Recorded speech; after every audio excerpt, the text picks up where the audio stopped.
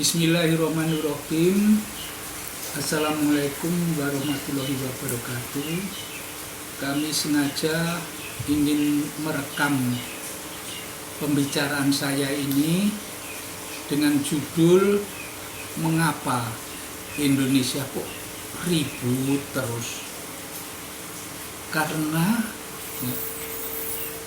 kebijaksanaan pemerintah ini memang salah, tapi yang menyalahkan, yang mengkritik ataupun itu oposisi itu tidak bisa membenarkan,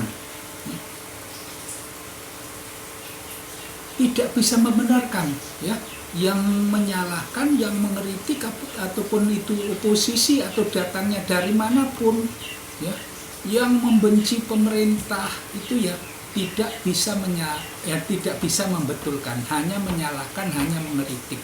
Nah, itu tadi saya ulang supaya lebih jelas. Memang salah. Apa salahnya pemerintah? Ayo kita sekarang mencari solusinya. Kalau menurut saya, kesalahan pemerintah, kesalahan pengelola negara ini pertama kali utang. Utang itu memang tidak salah, tapi salah penggunaannya. Mari kita nanti saya jelaskan secara konkret kesalahan menggunakan utang, terutama utang dari luar negeri. Ini akan saya jelaskan secara konkret, dan bahkan juga bukan hanya utang, mengenai invest ini sebenarnya juga bukan salah, tapi salah perjanjian, salah pengelolaan apa yang harus kita investkan. Ini salah di situ, apa yang perjanjian kita itu yang akan saya investkan. Aturan ada yang pilih-pilih itu. Nah, ini nanti juga akan saya jelaskan secara konkret. Nah, sebelum saya jelaskan secara konkret dua hal ini, mari kita bicara tentang rumus perekonomian atau kunci ekonomi supaya sukses. Ini ada rumusnya, ada kuncinya. Nah, sekarang saya buka ini dulu, rumusnya dulu, rumus atau kuncinya dulu. Rumus perekonomian kita ini atau kuncinya, kunci perekonomian kita ini itu hanya sepele. Duit masuk dari luar negeri lebih banyak daripada duit keluar. Ini kuncinya. Saya ulang kembali kuncinya atau rumusnya.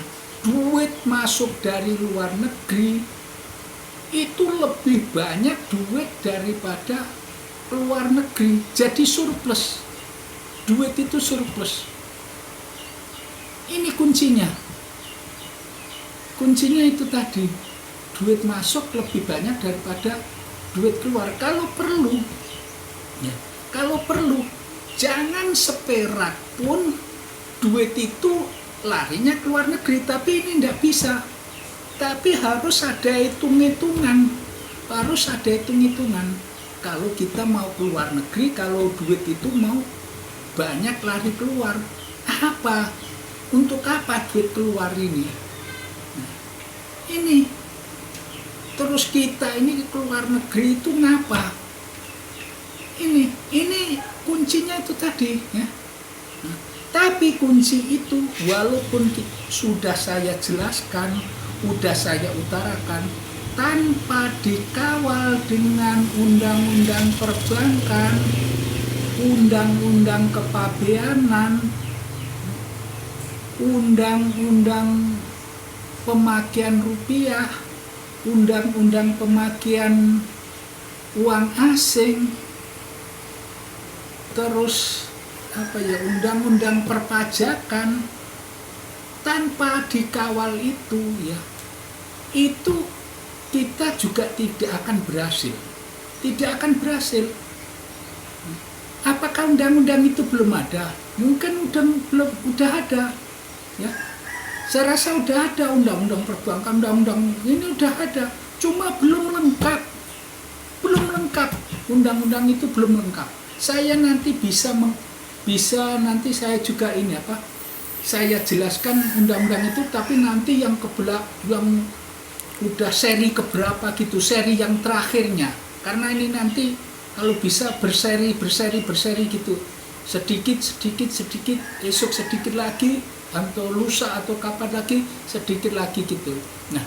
Nah sekarang ya, tapi saya ulang kembali lagi ya supaya jelas ya, walaupun kuncinya yang sudah saya jelaskan atau rumusnya ekonomi yang saya jelaskan tadi tanpa dikawal dengan undang-undang perbankan, undang-undang kepabeanan, undang-undang pemakaian rupiah, undang-undang pemakaian asing, undang-undang perpajakan, negara kita ini tidak akan sempurna, negara ini tidak akan berhasil. Itu. Nah, sekarang kita jelaskan tentang tadi yang pertama kali tadi, penggunaan utang. Penggunaan utang ini pemerintah ini memang salah besar. Terus apa solusinya? Kok itu salah besar? Salahnya gimana? Salahnya penggunaan itu tadi. Terus penggunaan yang benar yang bagaimana? Penggunaan yang benar ini begini. Umpamanya kita pinjam uang, ya seperti halnya contoh saya. Tapi ini bukan negara ya, hanya rumah tangga. Rumah tangga saya pinjam bank.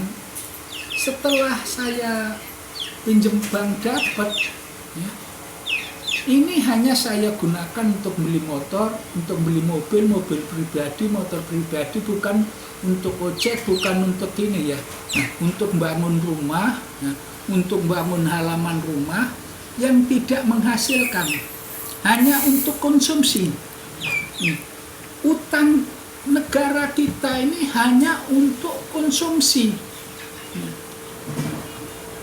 Makanya inilah kesalahan utang negara, kesalahan yang paling besar itu tadi, kesalahan juga yang terbesarnya. Inilah hulu perekonomian kita di sini, bahwa kita utang salah penggunaannya. Udah saya contohkan tadi ya, kalau saya utang bank, saya pakai hanya untuk buat rumah, untuk ini yang tidak menghasilkan ya, hanya untuk apa? Beli TV, beli motor pribadi, mobil pribadi. Nah, ini kita akan hancur. Sementara uang itu berbunga tapi tidak menghasilkan. Nah, supaya yang menghasilkan yang bagaimana? Setelah kita pinjam uang dari luar negeri, negara pinjam dari uang luar negeri, baik dari IMF maupun dari mana ya. Nah, itu digunakan ya misalkan untuk apa? Untuk tambang, misalkan tambang emas, tambang batu bara, tambang minyak, ya kita ini kan banyak tambang. Nah, tambang emas bagaimana caranya? Untuk tambang emas, ya misalkan kita menggali tambang emas, kita bekerja sama dengan luar negeri apa enggak? Kalau enggak bekerja sama, kita mampu ya, kita kerjakan sendiri. Setelah ada hasilnya emas, itu ya kita sebagian dipakai di dalam negeri, sebagian dijual. Jadi duit dari luar itu masuk, ya, kita pun masih ada emas untuk keperluan hidup. Kalau perlu, kalau memang mendesak betul, bahkan ya kita tidak pakai emas, tidak apa-apa, tidak makan emas, tidak apa-apa. Emas kan bukan dimakan, ya, dijual semuanya juga tidak apa-apa. Kalau itu dalam keadaan terdesak. Jadi duit masuk. Nah, ini kan jelas ada hubungan dengan rumus ataupun kuncinya tadi, kunci perekonomian. Duit banyak masuk daripada duit banyak keluar. Ini kalau duit itu hanya keluar terus, ya kita hancur. Itu contohnya ya, contoh untuk yang utang, pemakaian utang tadi. Ya, jelas salah penggunaannya. Kalau umpamanya itu nanti terus ada tambang minyak, nah, tambang nikel, tambang kita segala macam banyak tambang. tambang gas, misalkan tambang apapun ya, itu harusnya begitu. Kita ini ya, umpamanya tambang gas, kita memakai gas itu berapa? Kalau umpamanya berapa ya? Apa itu perhitungan takaran gas itu bagaimana? Pokoknya gas umpamanya kita pakai 10 ya, hasil kita harus 20, bahkan ratusan, bahkan ribuan. Sisanya dijual gitu. Jadi duit masuk, kita banyak duit, peredaran duit kita semakin banyak. Kita ini kan menyetak duit itu kan hanya dari utang ya, terus beredar hanya untuk misalkan untuk beli mobil ya, untuk beli ini tidak menghasilkan. Misalkan untuk jalan tol itu tidak menghasilkan. Karena apa? Karena duit dari luar tidak masuk. Memang kita tol kita, orang yang memakai tol, orang-orang Indonesia sebagian besar 90% lebih itu ya orang Indonesia yang pakai. Ini walaupun masuk, tapi ini tidak nambah kekayaan. Hanya duit kita yang berputar. Tapi kalau duit dari luar negeri masuk, kita semakin tambah, duit kita semakin banyak. Kalau duit kita semakin banyak, perputaran semakin juga banyak. Nah, ini nanti ya, untuk kelanjutannya, ini nanti ada juga undang-undang perbankannya. Nah, ini ada hubungannya. Terus yang kedua mengenai invest. Mengenai invest itu juga kurang lebih. Invest kita umpamanya invest masuk dari Cina, yang paling banyak itu kan dari China, dari Tiongkok ya. Ini invest yang paling besar nih. Nah, invest ini untuk apa? Nah, kalau saya yang dulu saya dengar ini kan ya, untuk buat apa? Buat bajaringan tuh ya, bajaringan tuh ya. Nah, dia buat pabrik di Indonesia ya, buat bajaringan. Terus orang-orang Indonesia hanya buruh, tapi keuntungannya nanti dijual ke Indonesia, duit dibawa ke keuntungan, terus duit itu dibawa kemana? Ke Tiongkok, ke China. Nah, jadi duit kita semakin habis, kita hanya menjadi kuli. Berapalah gaji kuli? Gaji kuli itu juga dibayar oleh ini duit dari Indonesia, duit dari rupiah juga kan. Nah, tapi nanti begitu Cina udah berhasil, udah banyak laku ininya besi ringannya ya, baja ringannya, duit itu dibawa ke Tiongkok, dibawa ke China. Makanya kita ini ya semakin hancur. Tidak ada pertumbuhan Indonesia itu, pertumbuhan ekonomi itu saya katakan secara jelas, secara ketat, pokoknya murni Indonesia dari dulu itu tidak ekonomi itu tidak tumbuh. Karena apa? Karena banyak duit keluar daripada masuk. Mengapa tidak tumbuh? Ya, kita beli mobil dari mana? Beli pesawat dari mana? Beli apa-apa dari mana? Bahkan garam aja beli dari mana? Beras beli dari mana? Kacang tanah beli dari mana? Kacang kedelai dari mana? Ini semuanya datang dari luar negeri. Nah, ini kesalahan pemerintah di sini. Makanya saya mohon kepada yang mendengarkan perkataan saya ini, yang buka rekaman saya ini, ayo kita sampaikan kepada pemerintah, terutama yang di Jakarta, yang dekat, sampaikan kepada pemerintah. Saya juga siap memberikan solusi ini kepada pemerintah. Dan itu nanti ya bukan hanya ini. Mengapa Indonesia kok sampai ekonominya dikuasai hanya sebagian orang? Apa salah pemerintah? Dan apa solusinya saya juga tahu. Terus bagaimana bagaimana negara yang kaya, banyak pengangguran.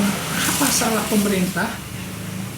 Dan apa solusinya nanti juga saya tahu. Tapi ini untuk tahap yang berikut-berikutnya. Ya. Kemiskinan semakin banyak. Ya. Keadilan sosial tidak ada keadilan, tidak merata. Yang kaya makin kaya, yang miskin makin miskin. Apa sebabnya?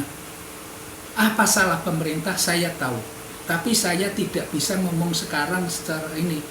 Bertahap saja. Tunggu aja nanti berikut-berikutnya. Banyak macam pokoknya ini. Bahkan ya sistem transportasi negara kita inilah yang menghancurkan perekonomian Indonesia juga. Ini paling besar menghancurkan perekonomian Indonesia, sistem transportasi. Kalau tidak percaya nanti saya jelaskan ya. Kalau ini salah, saya siap dituntut secara hukum yang berlaku. Kalau ini berita hoax, kalau saya jelaskan nanti ya, walaupun bukan hoax, tapi saya jelaskan tidak konkret ya, atau mungkin tidak bisa dipahami, saya siap dipenjara. Saya siap dipenjara. Makanya kawan-kawan yang membuka ini rekaman saya ini, tolong sampaikan kepada yang bersangkutan. Nanti akan semua permasalahan negeri ini akan saya uraikan satu persatu secara konkret.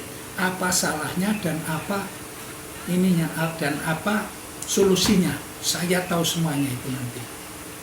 Saya rasa itu dulu ya. Nanti akan saya jelaskan lagi, misalkan macam banyak pengangguran. Aturan negara kita ini negara kaya, semua ada kok banyak pengangguran. Kalau ini nanti udah saya utarakan, tidak ada negara kita ini yang nganggur. Bahkan kelebihan pekerjaan, bahkan saya tahu kelebihan pekerjaan, mungkin orang luar negeri itu datang ke Indonesia jadi buruh. Karena kita banyak kerjaan, kelebihan pekerjaan. Orang luar negeri nanti bisa masuk ke Indonesia tuh buruh. Nah sekarang fakta ini, kalau data saya memang tidak punya data, tapi fakta Indonesia negara yang kaya, banyak sumber daya alamnya terkaya di dunia. Terbalik, Indonesia buruh ke negara luar yang miskin. Indonesia buruh ke negara luar yang miskin. Nah, ini fakta. Negara Indonesia itu ya tambang emas, tambang nikel, tambang minyak, tambang segala tambang itu ada. Ya. Terus negara kita ini ya negara kelautan, ikan banyak. Tapi ya negara kelautan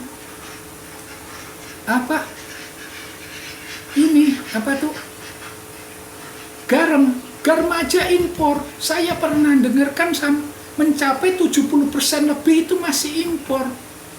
Nah ini, dan ini secara tidak sengaja ya, pemerintah itu menutup lapangan pekerjaan secara tidak sengaja. Nanti akan saya jelaskan juga yang berikutnya. Kita berseri aja, jangan sampai nanti semua saya jelaskan malah orang tidak tertarik. Kita dari sedikit-sedikit dulu berseri. Itu aja yang bisa saya sampaikan. Nanti disambung lagi. Saya tutup. Assalamualaikum warahmatullahi wabarakatuh.